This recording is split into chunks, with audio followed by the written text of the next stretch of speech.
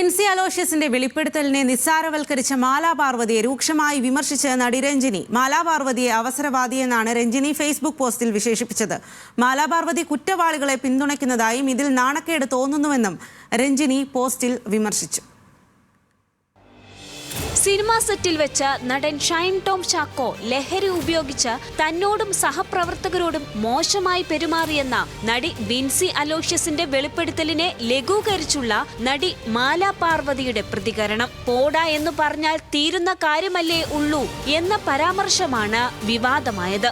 പരാമർശത്തിൽ മാലാ പാർവതിയെ രൂക്ഷമായി വിമർശിച്ച നടി രഞ്ജിനി രംഗത്തെത്തി. മാലാ പാർവതി അവസരവാദിയാണെന്നായിരുന്നു രഞ്ജിനിയുടെ പോസ്റ്റ്. സൈക്കോളജിസ്റ്റും അഭിഭാഷകയുമായ ഒരാൾ സ്ത്രീകളോട് മോശമായി സംസാരിക്കുന്ന ആളുകളെ പിന്തുണയ്ക്കുന്നത് അവസരവാദമാണെന്നും താരത്തോടുള്ള ബഹുമാനം നഷ്ടമായെന്നും രഞ്ജിനി ഫേസ്ബുക്കിൽ കുറിച്ചു.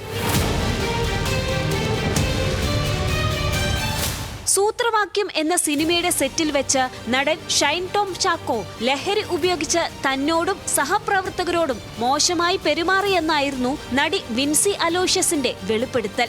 ഇതിന് പിന്നാലെ ഫിലിം ചേംബറിനും ICCക്കും വിൻസി പരാതി നൽകി. News desk, news Malayalam.